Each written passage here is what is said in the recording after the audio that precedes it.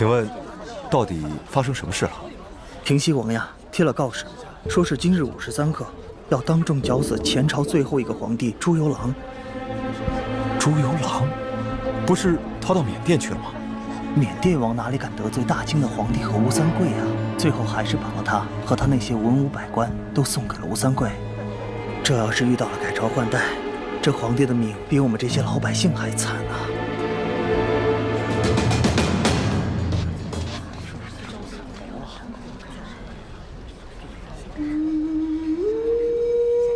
台上跪着的那个男人，还有他旁边跪着的那个女人，你好好的看看他们，记住他们的样子，永远都不要忘记。他们是谁啊？我为什么要记住他们的样子，永远不忘？先别问为什么，听义父说，好好看看他们。这是你第一次看见他们，也是最后一次看见他们了。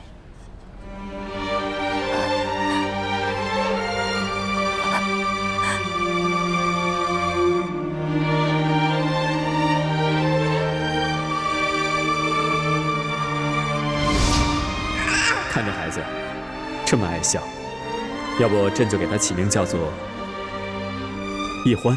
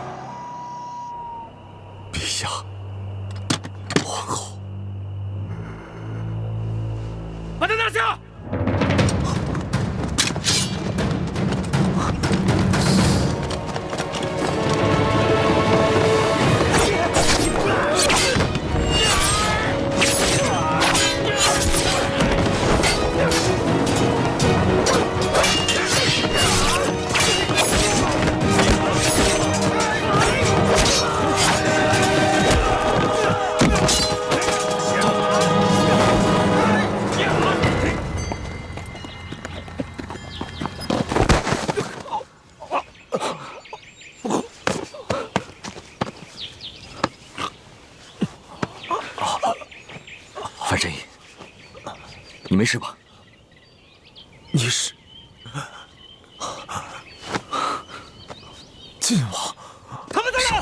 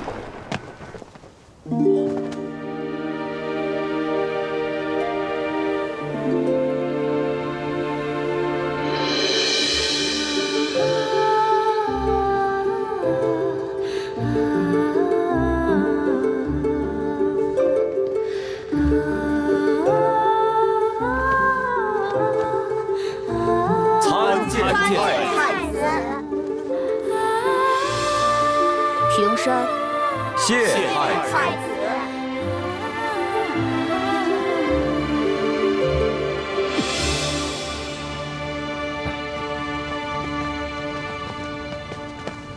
如今顺治已经驾崩，他的第三子爱新觉罗玄烨继位，改年号为康熙。康熙只不过是一个8岁小儿，朝政实际都掌握在4位辅政大臣手中。这4位辅政大臣，他们分势而立，互相内斗，而吴三桂又与他们分庭抗礼，所以，我们将来还是有机会能够找到复国的契机的。希望各位都不要气馁。那我就宣布一个先帝遗诏，为太子跟我女儿奕欢定亲。以后我大明皇室的血脉，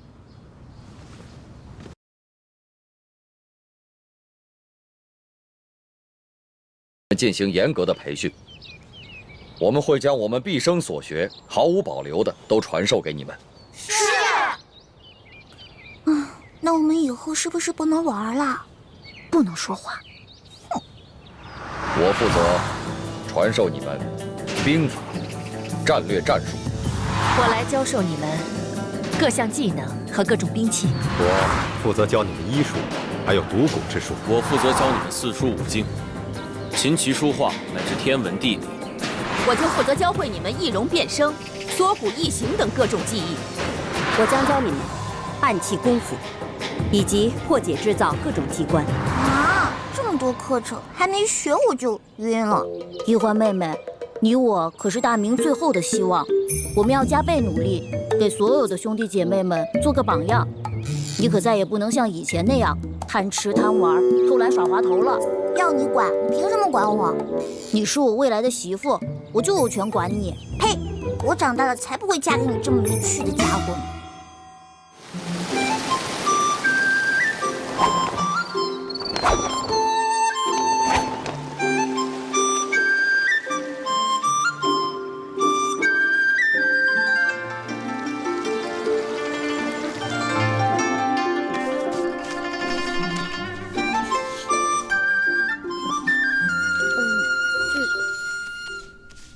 借我一下。画的真好看，你这么快的画？吴师傅，这是我做的。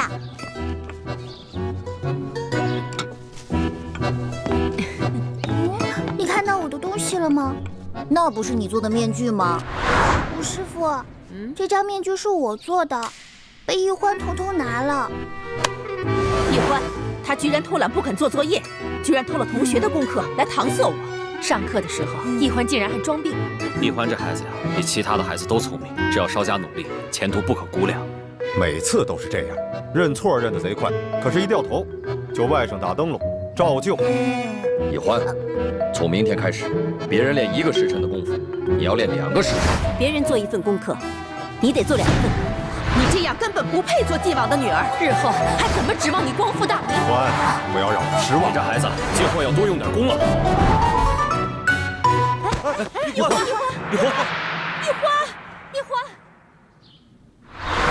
花儿的病有起色吗？花儿这孩子，打从刚出生就掉落在了地上，又在雨水里浸泡了1天，所以才落下了头疼的印记。我已经想尽了办法，只能延缓他的痛苦，却不能根治。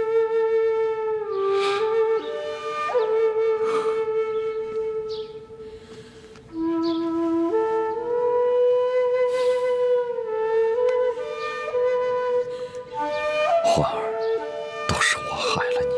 其实欢儿的病也不是不可医治，只是需要找到一种特别的药引。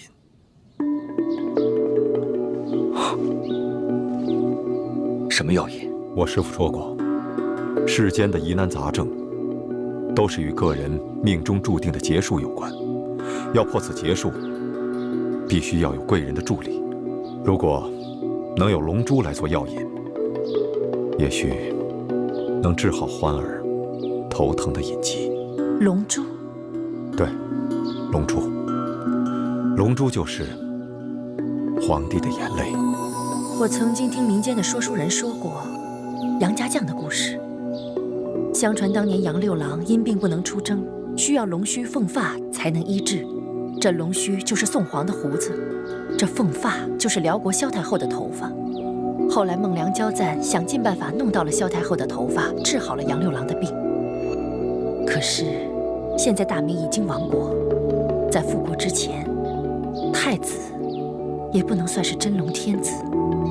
难道只有爱新觉罗玄烨的眼泪，才能称得上龙珠？可古往今来，又有哪一个皇帝肯轻易落泪？就算有龙珠，我们又怎么能够得到来治欢儿的病呢？义父，诸位师长，你们不必忧心，我将来一定光复大明，登上皇位。欢妹若需要龙珠，我管够。太子有此志向，实乃我大明之幸啊！其实龙珠治病之说，不过是医家玄学的奇谈怪论，不必当真。你们接着练，1个时辰之后才可以休息。二师傅，为什么小师妹就不用练？易欢身体不好，晋王说了，除了轻功、暗器、独骨、易容这些自保之术之外，他想练多少便练多少。你们接着练吧。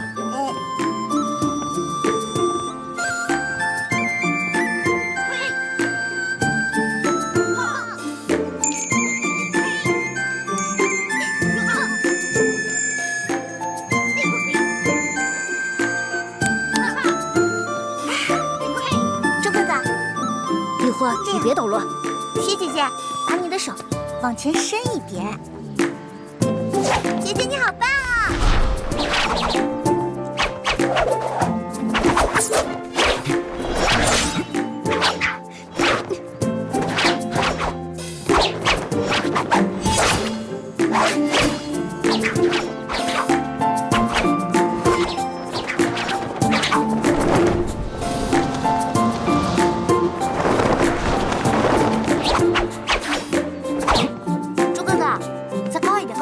认真点。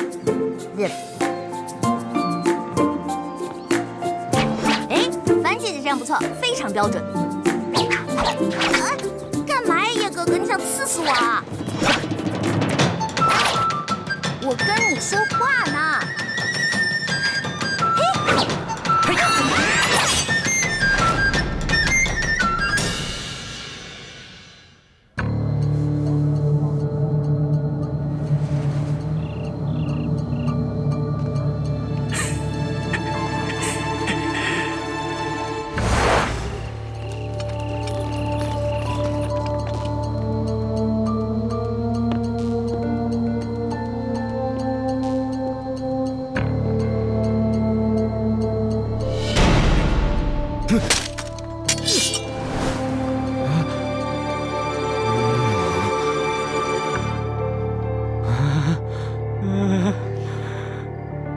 美人87、88、89、90。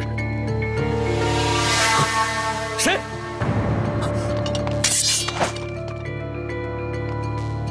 知府大人，我等你很久了。我这银库有9道机关，你是怎么进来的？你这9道机关在我眼中简直犹如儿戏。至于我是谁，这不重要。重要的是，你的银库当中放了这么多朝廷调拨的河堤工程款，你却贪污克扣，不肯发给那些累死累活的民夫。这牛头山的山匪一定是怕了咱们啊！这山寨都不要了，都逃跑了。可我总觉得心里不踏实，会不会他们跟咱们玩空城计啊？哎，报告将军，粮草库失火！什么？粮草库有重兵把守，怎么会失火？小的也不知道，火势太大，咱们根本控制不住，请将军速速回营增援。走，撤！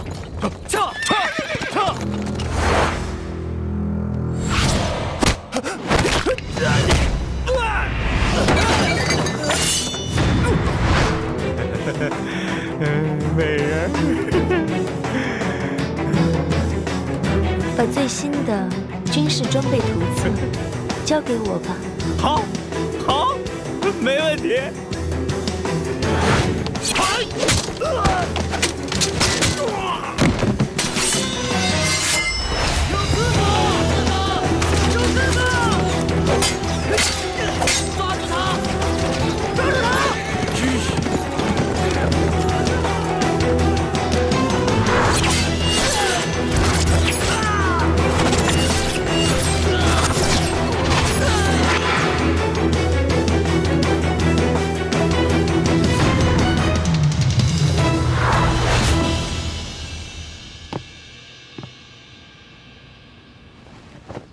这位师傅，这就是采花淫贼花太岁。这是大清工匠设计的最新军事装备图册。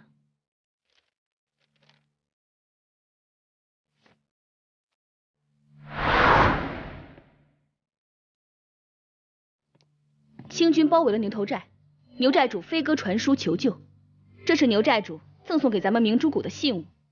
牛寨主说了，从此以后愿听从我们明珠谷的号令。好了，现在到你这个大师兄了。诸位师傅，徒儿身为大师兄，理应给师弟师妹们做好表率，所以这次特意完成了2份作业。哦，这第1份便是诛杀川南恶霸南霸天。第2呢？这第2份作业便是惩罚同州知府徐国庆。义父，这徐国庆虽然克扣了朝廷的工程款，但罪不至死。更何况他还有9旬祖母跟7旬老母在堂，所以我只是逼他发放了克扣的工程款，砍下了一只左手，以示惩戒。很好，太子处置的十分得当。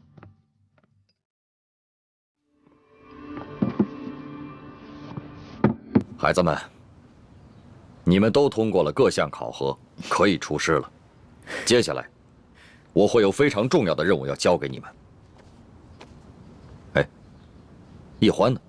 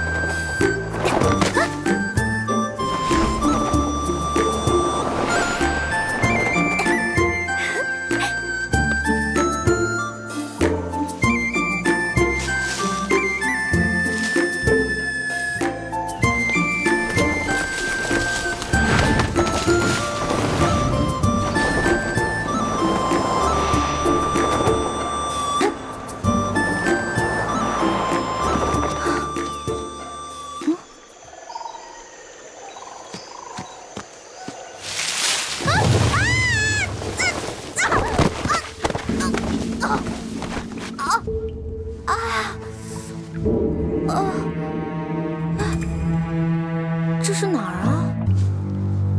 我怎么从来都没来过这个地方？难道以前有人住在这儿？这缸里是什么？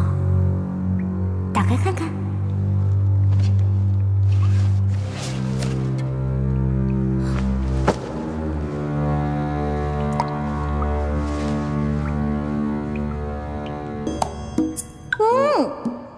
原来是野山葡萄酒啊！这还有野山葡萄酒呢。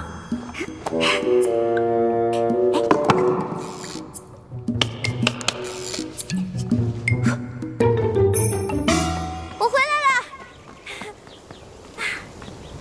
你跑哪儿去了？大伙都快急死了。有什么可着急的？我都这么大个人了，能出什么事儿啊？爹，你就知道游山玩水，不务正业，你知道吗？你的师哥师姐们都已经通过考核，可以出师了。真的？恭喜各位师哥师姐了。薛姐姐，那你到江湖可什么事儿都得分享妹妹一份，好吃的好喝的都得给我留着，知道吗？没问题。就你那3脚猫的功夫，跟着你师哥师姐们，还不是拖累他们？才不会呢！你也太小气了吧！师哥师姐才不会呢，他们会有福同享，有难独当的，是不是？大不了他们打劫，我站岗；他们吃肉，我喝汤嘛。就知道油嘴滑舌，懒得理你。马上跟我回去，过1个时辰，面壁思过。跪就跪。走了。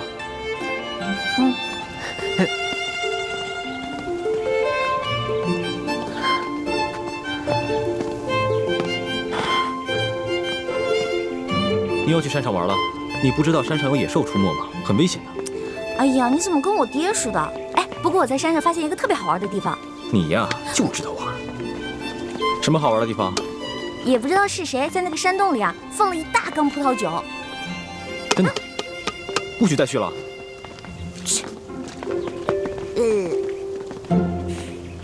徒儿参见各位师傅。你们听着，出师之后，我要你们完成的第一个重要任务，就是寻找当年崇祯皇帝留下来的一个铜匣。这个铜匣关系到我们联盟的一个绝顶机密。本来这个机密只有我一个人知道，但是现在是时候把它说出来了。你们一定要切记，每个人都要守口如瓶。徒儿明白。徒儿明白。当年崇祯皇帝自尽前几年，他就预感到大事不妙，所以提前做了准备。他把皇宫中还有国库中所有的金银财宝全都集中起来，命心腹之人藏在一个隐秘的地点，并制造了一张藏宝图。藏宝图？那我们找到了，是不是就发财啦？除了这些用以光复大明的财宝，崇祯皇帝还秘密筹建了3个基地。这第一个基地现在在台湾，由延平王郑经领导；2号基地就是咱们的明珠谷，由我和谷主陈胜男来领导。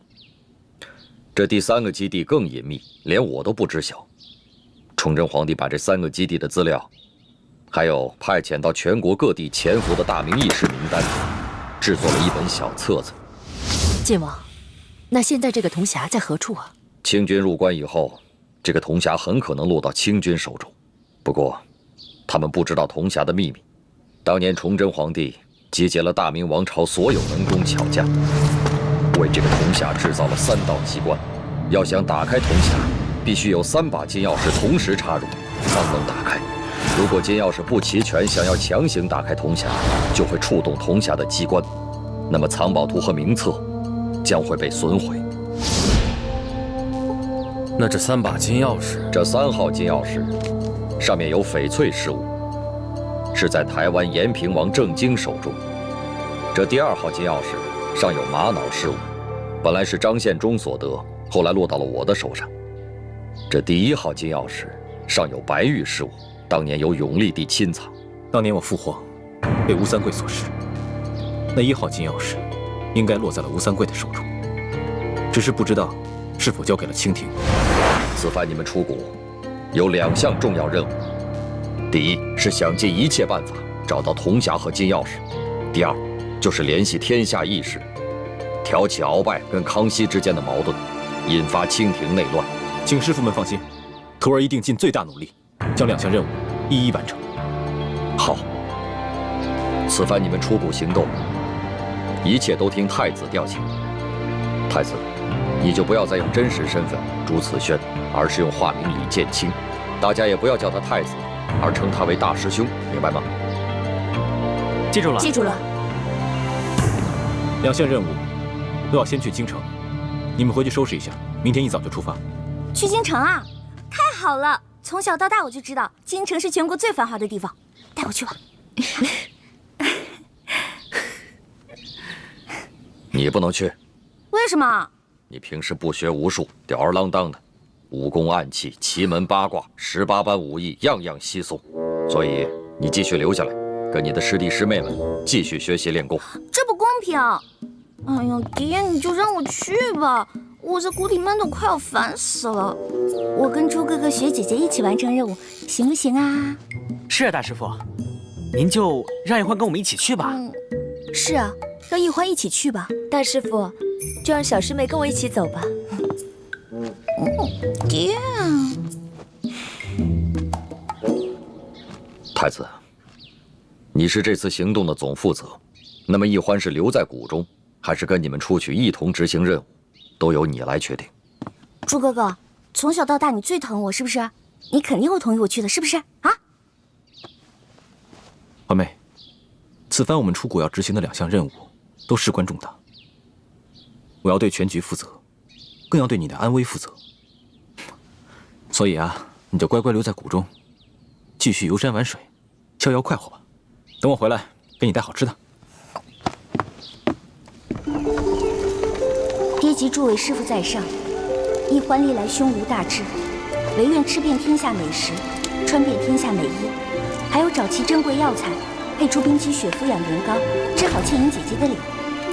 还望诸位师长原谅一欢违禁出谷，待实现3大愿望之后，一欢再回谷，负荆请罪。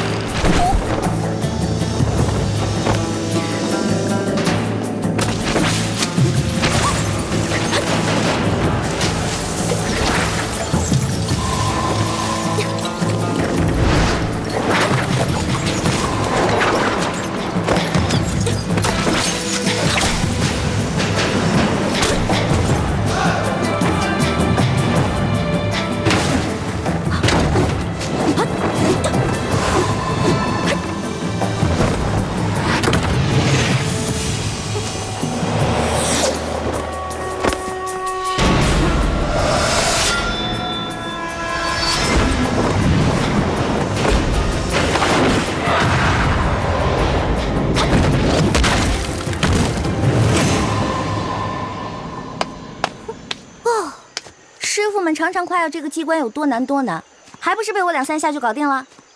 李一欢，你真是个天才！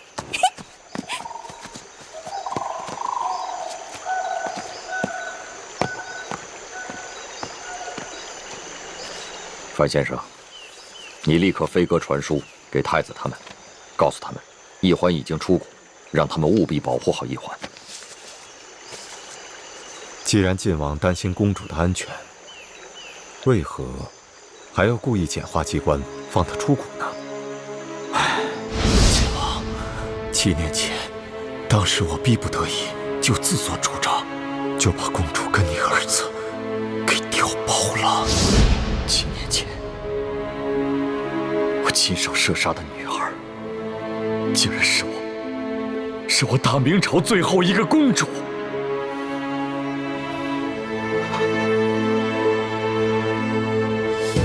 我立定过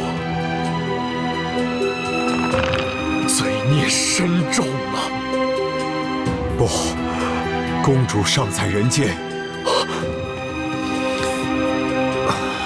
当年你那一箭刚好射中皇后送给公主的玉佩上，所以公主毫发无伤。这些年，我一直带着她隐居在明珠谷。现在远在台湾的太子，对我们大明的志士们来说，是极大的鼓舞。如果让他们知道，大明皇室只剩下一个公主，恐怕他们就没有复国的斗志了。如今世上，知道太子是你亲生儿子，一欢才是大明最后一个公主的人，就只有你我2人了。我知道了，我马上传信给延平王，让他把太子送回来，就说先帝留下遗诏，让太子跟我女儿一欢定亲，这样他们所生的子女也算是大明皇室血脉，我们也算对得起先帝了。好，这安排甚好。一欢是先帝留下的唯一血脉，只可惜他生性懒惰，又贪图享乐。若一味保护，不让他历练，先帝在九泉之下也不会瞑目的。晋王真是用心良苦，但愿他此次京城之行能有所长进。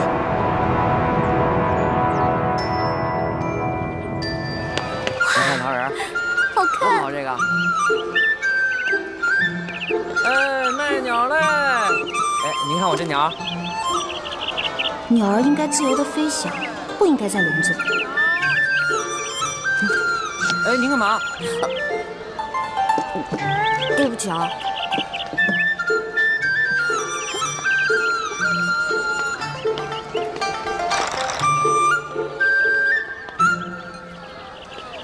傅们都说清廷无道，民不聊生，可为什么京城又如此繁华呢？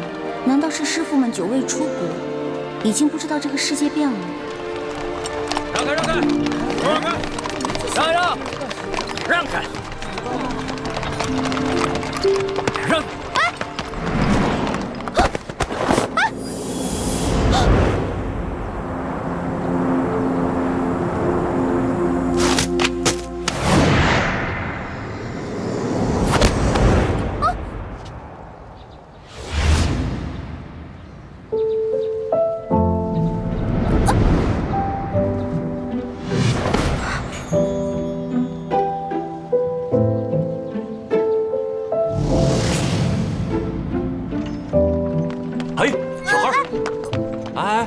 干嘛呢你？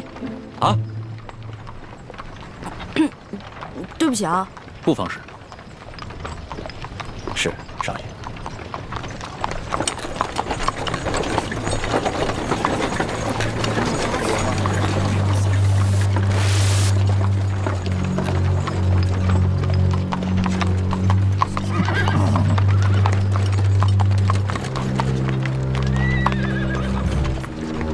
哎，他们要把这些人押到哪儿去啊？还能去哪儿？当然是菜市口了。菜市口，卖菜的地方。哼，菜市口你都不知道啊？菜市口是朝廷行刑的刑场。那他们犯了什么罪啊？那车上还有婴儿呢，也要被砍头啊？哎，他们可是前明的余孽，口口声声要光复大明，这都是特等的大罪，是要诛九族的。当今皇上这么残暴，诛九族，怪不得这些人要光复大明。我说臭小子，你胡说什么呢？啊，你信不信我？哎，这位小兄弟，不过随便说说，不妨事。是。小兄弟，听你的口音，不像是京城人吧？第一次来。来京探亲访友的？算是吧。主要我想看看紫禁城长什么样，再吃点京城的美食。如果有机会能看到皇上长什么样就好了。要瞧紫禁城容易啊，远远的看一眼也就是了。要是京城的特色美食，京城第一酒楼一定能包你满意。但是皇上身居大内，可不是你想瞧就能瞧见的。瞧不见就算了呗，我也只是好奇而已。哎，你们说那暴君是不是长得青面獠牙，极其恐怖啊？你胡说什么呢？啊，你又没见过皇上，凭什么说皇上长得青面獠牙？还诅咒说皇上是什么暴君？你找死啊！本来就是，我虽然没看见过皇上，可他动不动就株连九族，连生下的婴儿都不放过，不是暴君是什么呀？你要再敢胡说，我就把你……可我听说，当今圣上年少，虽然早已亲政，可朝政依然把持在辅政大臣鳌拜的手中。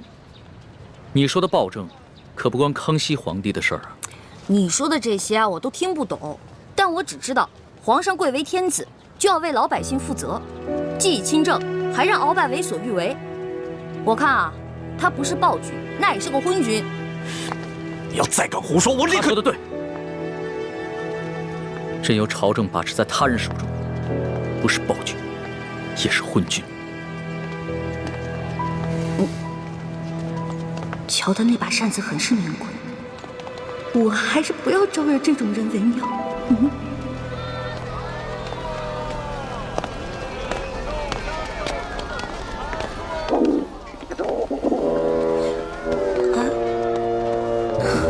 好了好了，我知道你饿了，要不然先把你填饱了，再去找猪哥哥他们。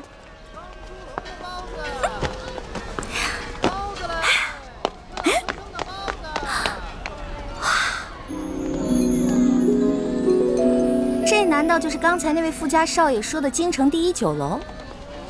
那全京城最好吃的东西，肯定就在里面了。您慢走。哎呦，客官，您里边请。您请。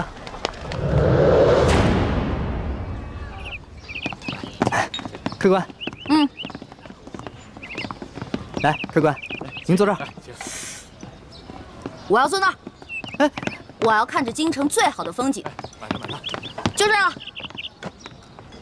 客官，您一个人犯得着用那么大的桌子吗？要不咱换换？我一个人怎么了？我能吃4个人的量。去，给我拿菜单。哎。哇。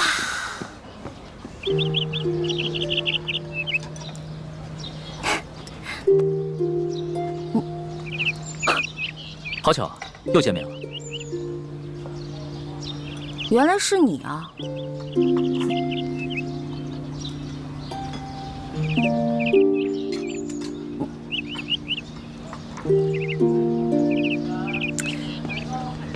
哎，这位大哥，你干嘛总盯着我看啊？我脸上长花了。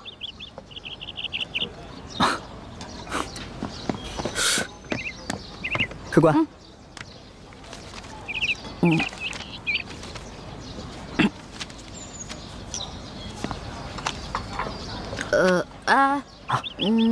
他桌子上的菜给我来一模一样的。客官，那桌还有客人没来，您点那么多，一个人吃得完吗？哎，你管那么多干嘛呀？我让你去给我做，你就赶紧做。哎，等一下，再给我来一壶好酒，我要你们酒楼里最好的酒。好嘞。去吧。哎呀，京城的鸟啊，走你！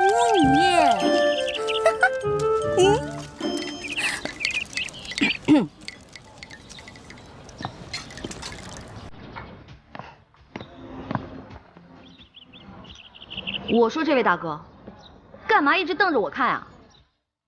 啊，还瞪我是吧？行，今天你瞪我，那我就瞪你，看谁瞪得过谁。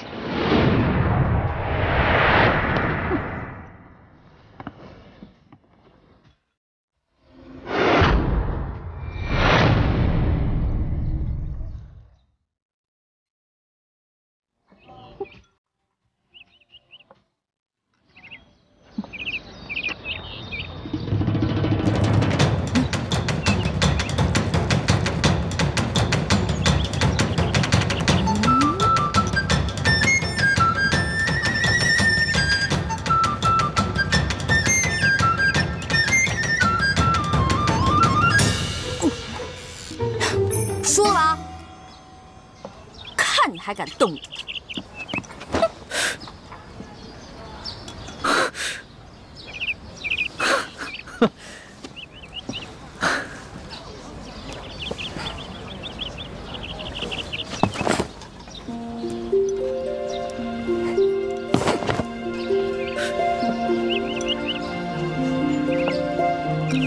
无赖！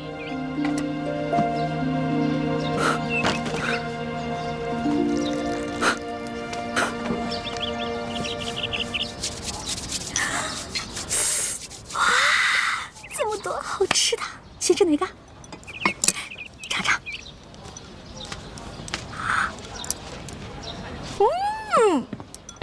来，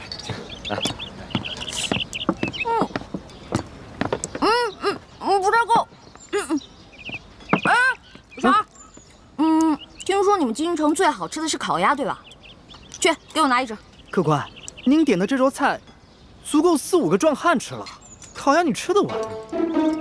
什么意思啊？怕我吃不起是不是？我有的是钱。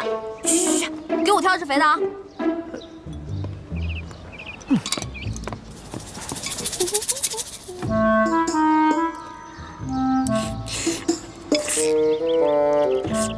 客官，烤鸭。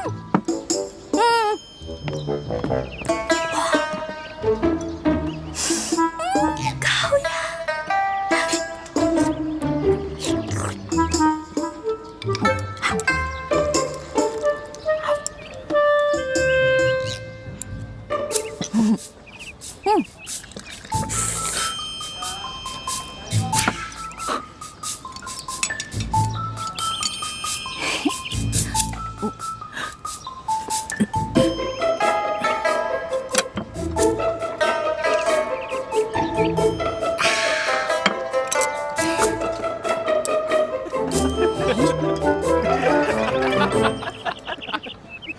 你看他这吃相啊！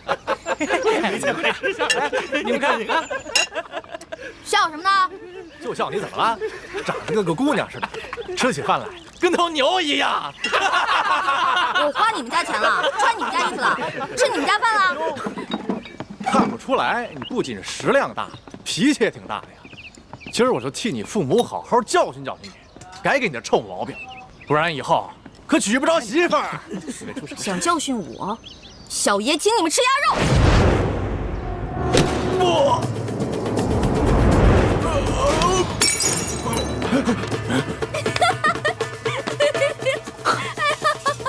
找死！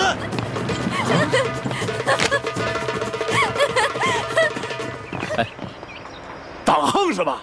哎，各位，来这京城第一酒楼都是寻开心的，兄台何必跟这位小兄弟过不去呢？你是谁呀？要你多管闲事儿？在下龙三，小二来了。怎么了，几位爷？这样，你给这位客官加几个好菜，再加一壶好酒，都记在我账上。在下替这位小兄弟向你赔个不是。哎，来，几位爷消消气儿，这边请。哼。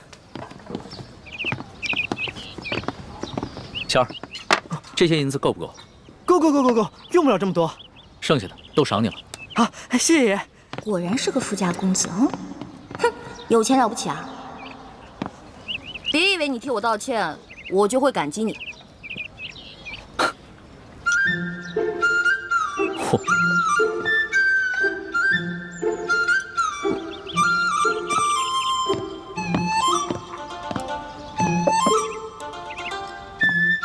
小兄弟，看你那么喜欢吃美食，这个呢，是我自家带过来的糕点，外面吃不到的，赏脸一品吧。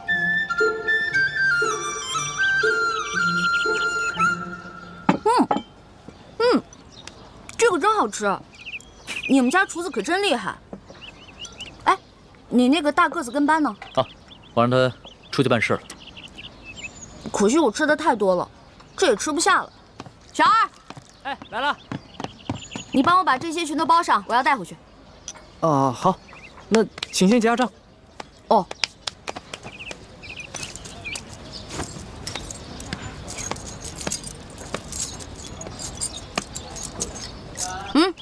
不用找了。这不够啊！这可是整整1吊钱啊！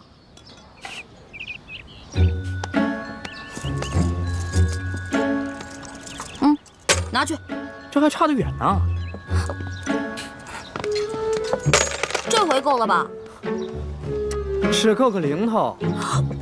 这么多钱只够个零头？你这京城第一酒楼的菜也太贵了吧？这些钱都是我跟我兄弟姐妹1年的利钱呢。这儿可是京城第一酒楼，可不是你们乡下的草棚子小饭馆。你看看咱这桌布，再看看咱们店的陈设啊！我跟你说，除了皇宫敢用黄色，普天之下没人敢用黄色，唯独本店。为什么？因为本店是先皇特许。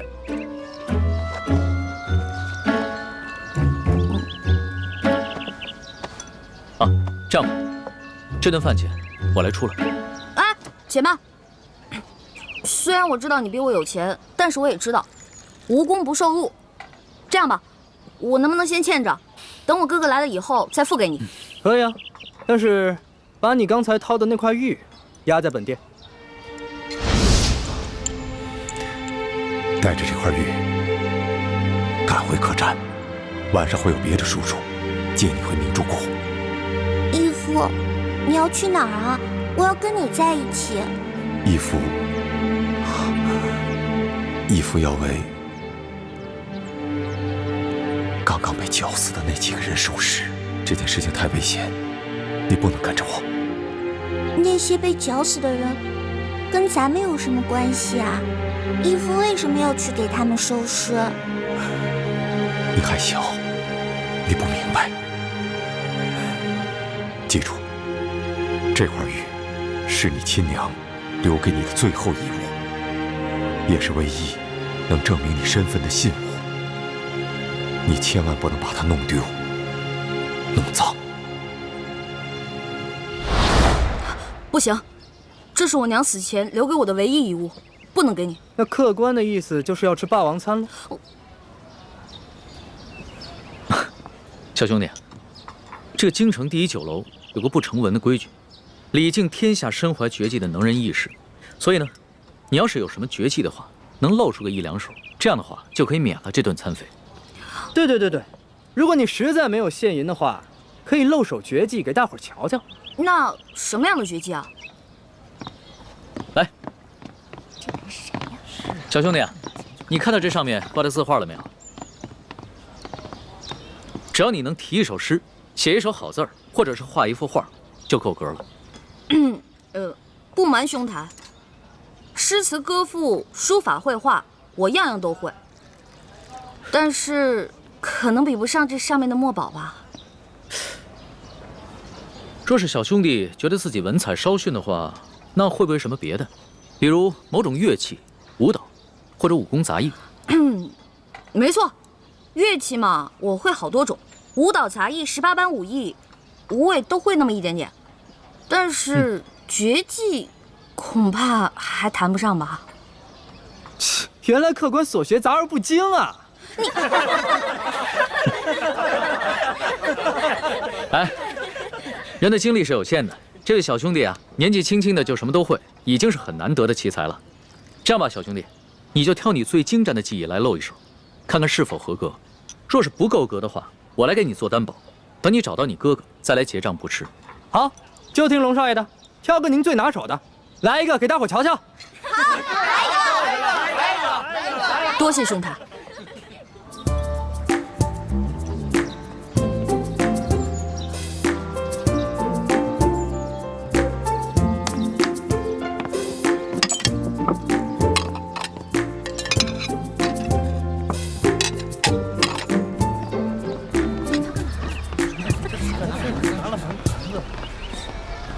他要干嘛呀？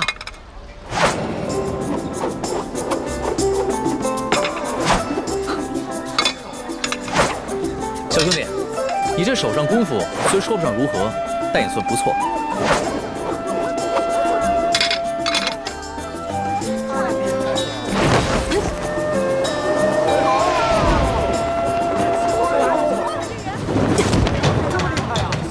好，原来小兄弟最擅长的是轻功啊！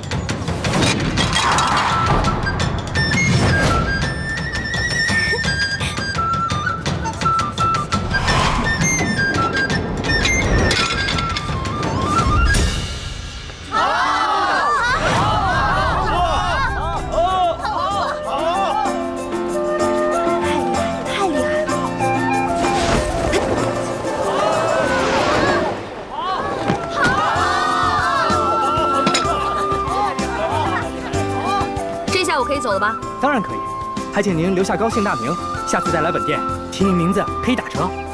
姓名就不必了，朱门酒肉臭，路有冻死骨。你这京城第一酒楼的一顿饭，够我跟我兄弟姐妹过1年了。先撤了。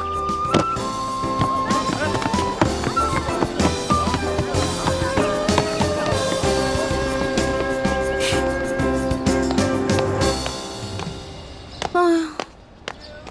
没想到来京城的第一顿饭花了我这么多钱，还没找到朱哥哥他们就变成穷光蛋了。要是再找不到朱哥哥的话，那我就要露宿街头了。等会儿那个龙三出来，他往那边走，我们跟过去，然后把他抓了。龙三。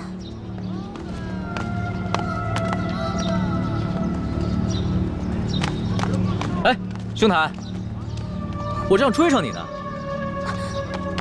哎，兄台，喂，我，哎，小兄弟，不要问。刚才我看到几个江湖人士在打手语，他们好像要对你下手。不会吧？我平时极少出门，没有什么仇家。你当然是没什么仇家了，但是你爹娘没有教育过你吗？出门财不可外露，估计啊是盯上你的钱了。我这个样子很有钱吗？一看你就是一个不经常出府的大少爷吧，没什么江湖经验。你啊，虽然穿了一件普通的绸衫，但是你手上那个玉扳指，还有你的帽子跟腰带上镶嵌的美玉，都是极品兵种。再看看你这把古扇，这扇面是黄庭坚的真迹吧？足以买下这整栋酒楼了。我倒是忘了这些细节了。小兄弟，你真是好眼力啊！哼，其实在下的能力呢，不光是刚刚在楼上说的那些，我对鉴赏古玩玉器也是不在话下。多才多艺，真是多才多艺。哎，不知道小兄弟叫什么名字？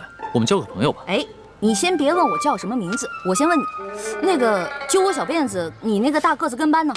我原来还带了几个跟班，不过都被我派出去办事儿了。我们约好了，在街角转头的那个书画斋门口碰头。哎呀，如果你这样一个人出去的话，估计你也走不到书画斋了。那怎么办啊？这样吧，看在你刚才帮我解围的份上，又请我吃了一碟点心，我来帮你。先帮我开个房间。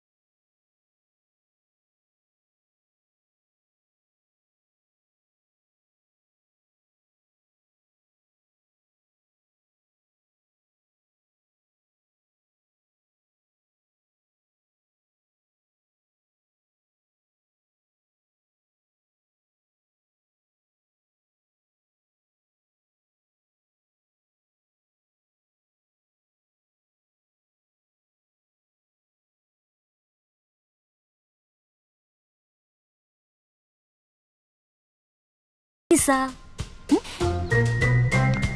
那就多谢小兄弟了。想不到这天子脚下，北京城内，光天化日还有人抢劫绑架，也难怪朝廷会实行严苛的刑罚。亏你还饱读诗书，这什么狗屁道理？推行暴政，我虽然不懂国之大事，但是我也知道，唯有仁政才能治理天下。还愣着干什么呀？赶紧去换衣服呀！哦。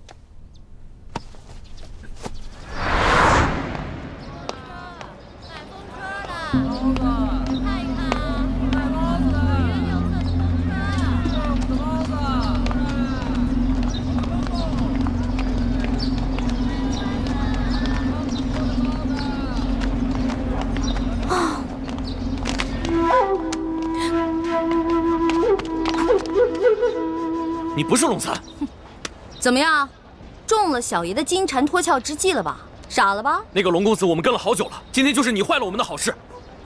所以你们想干嘛呢？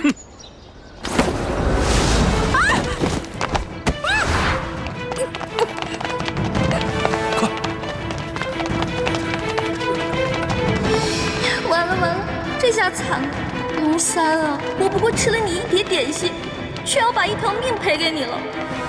你肯定会误会我顺走了你的财物，在背后骂我见利忘义、不讲信用。哎呦，真的是冤枉死我了！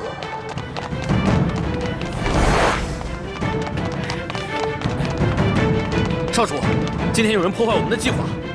哦，什么人？这个人的声音好熟悉啊！放下。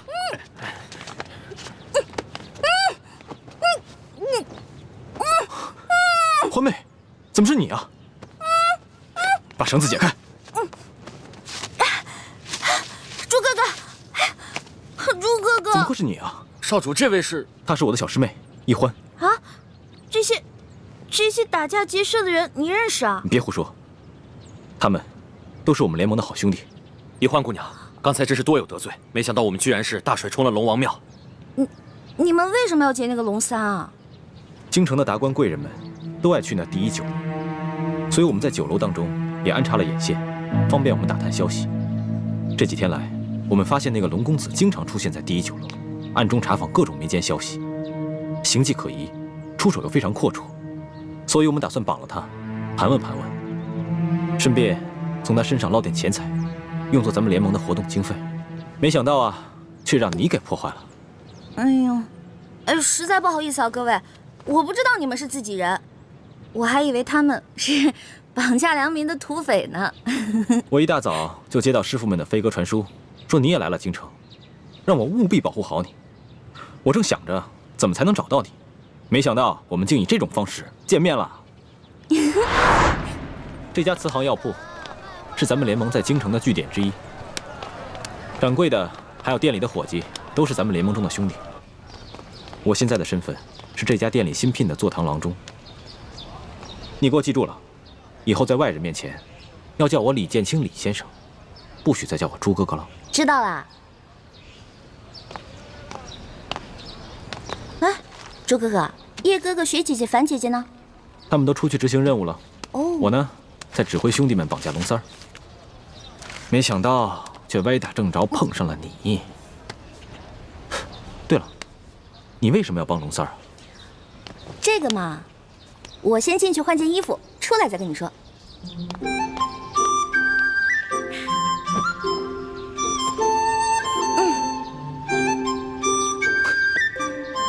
你就因为吃了他一碟点心，就去替他冒这个险？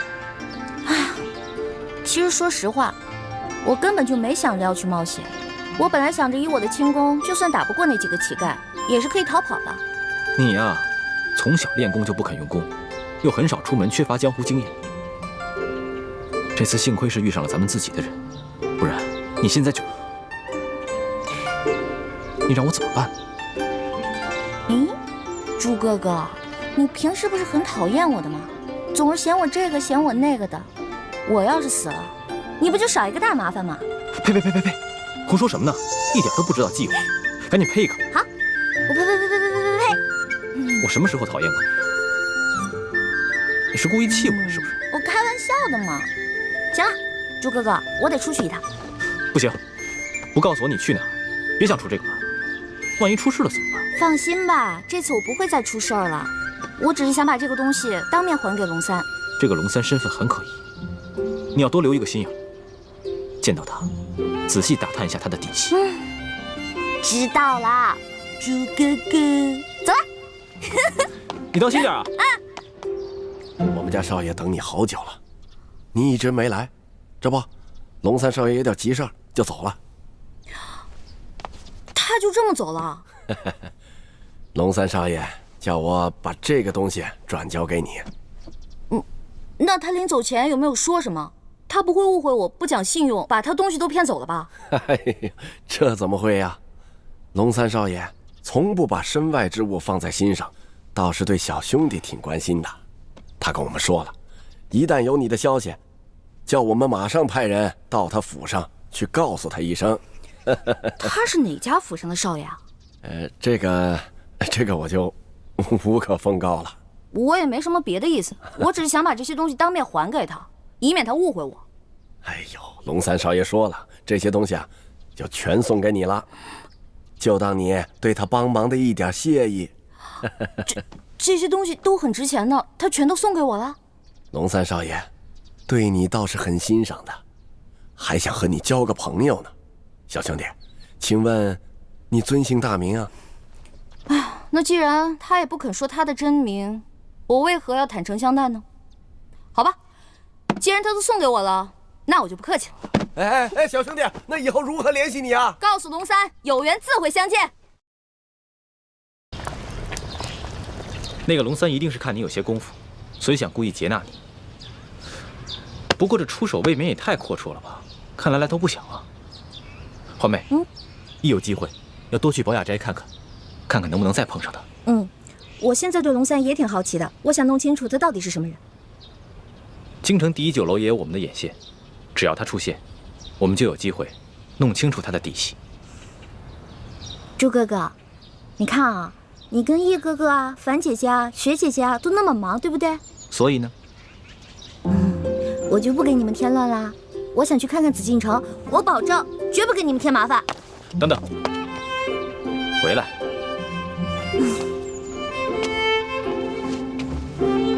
别搞得跟三脚猫似的，一点都不知道分寸。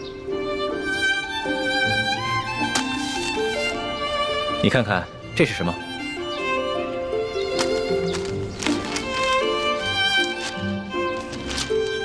我知道你想去紫禁城，我陪你去。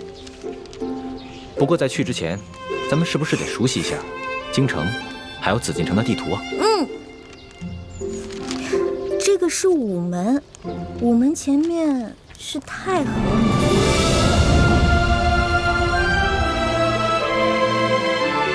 哇，这就是皇上住的地方啊，看着好气派啊！是啊，这就是紫禁城。这里本该是我的家，可现在却成了别人的家。环妹，总有一天，我要重新入住紫禁城，然后昭告天下，封你做我的皇后，让你坐上丰年，风风光光的入住这紫禁城。我才不要当什么皇后呢，我又不想住在这紫禁城里。这个紫禁城啊，一看就是用黄金造的大金笼子，有什么好的呀？我才不稀罕。你难道不想母仪天下吗？我为什么要母仪天下呀？我的人生有3大志愿，一呢是吃遍天下所有的美食，二是穿遍天下所有的美衣。这第3个嘛，我希望赶紧治好倩影姐姐脸上的伤。环妹，你是大明晋王的女儿，又是我未来的太子妃，怎么可以这么胸无大志呢？哎呀，我跟你说实话吧，我才不想当什么太子妃呢。这话不敢跟爹跟师傅说，我也只能偷偷跟你说了。现在这世上太平，老百姓可以吃饱穿暖，这天下姓朱或者姓爱新觉罗又有什么区别呢？师傅为什么一直想要光复大明啊？你怎么能说出这么大逆不道的话呢？看，你生气了还？这话我不敢跟师傅他们说，只敢跟你说。如果你要是生气的话，好吧，以后我就骗你，我说好听的话哄你，可以了吧？算了，虽然我有点生气，但我还是只想听你说真话。我就知道你不会生我气的。光复大明，为我朱氏报仇，本来就是我的责任。你不过是一个心思单纯的女孩子，我不该苛责于你。朱哥哥，你现在赶紧回药铺吧，我还想再去庙会逛逛，我先走了。哎，你自己小心点，千万别在这事。哎呀，知道了知道了，你怎么比师傅跟爹加在一起还唠叨？走了。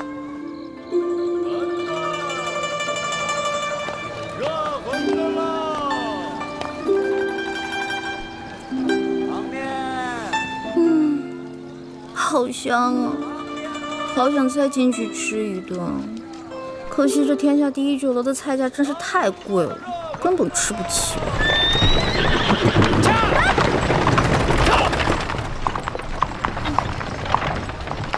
哼，驾着黄金马车，还这么横冲直撞，我倒要看看你是谁。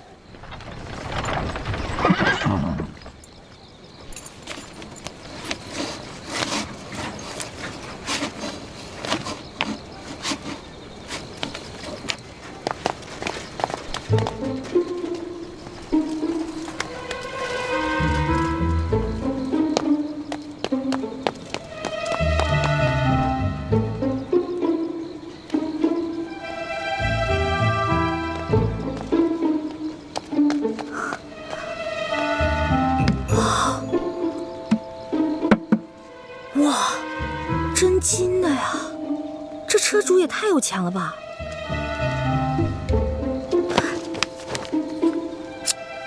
哼，看这车夫刚才那么嚣张的样子，估计这个车主也不是什么好人，我就当劫富济贫了。中堂大人，这边请。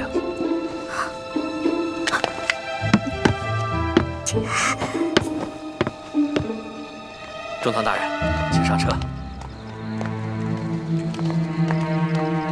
大人慢点。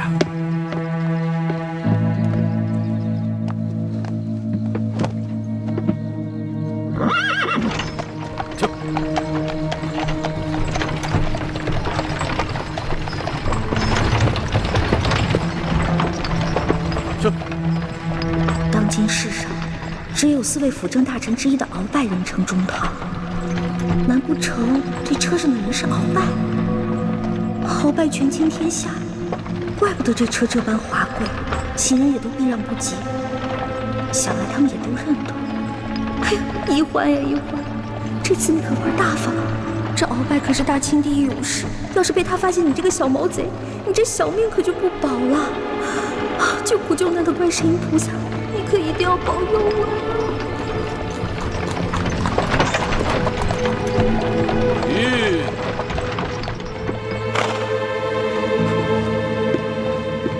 奴才见过中堂大人。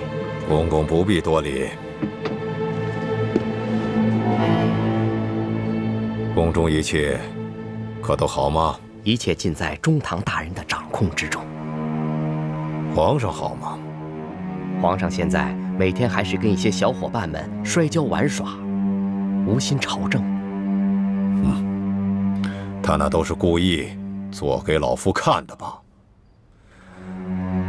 当年顺治爷临终托孤的情景，老夫至今难忘啊！只可惜这个小皇帝翅膀眼看着就硬了，有点看我等老臣不顺眼了。其实，皇上还是很念旧情的。帝王天子，有谁是心慈手软、真念旧情的？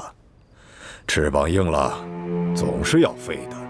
你还是继续给皇上进补吧，每日一盅大补汤，你一定要看着皇上服下去。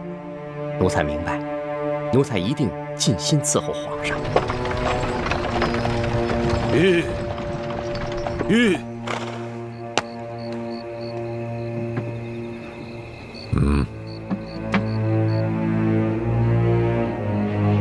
这是这个月的大补丸。多谢中堂大人。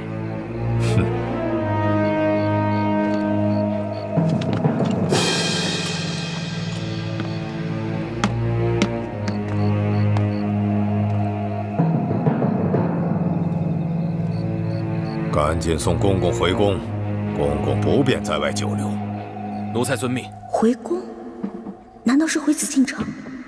我的天哪！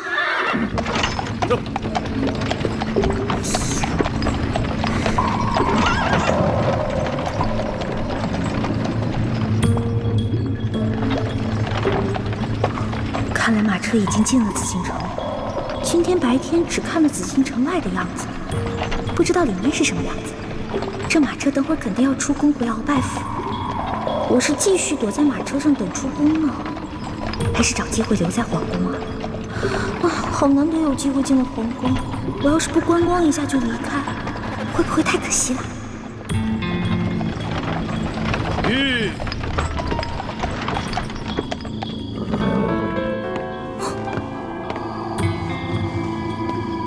公公，您慢点。公公，这儿有没有方便的地方？这一路可把我憋死了。这宫里的路不好找，还是咱家带你去吧。哟，那有劳公公了。哎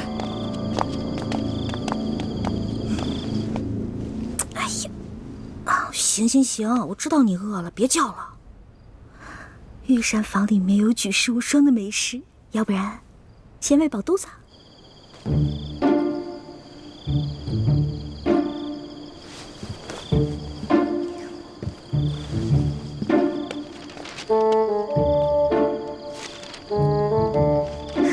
御膳房。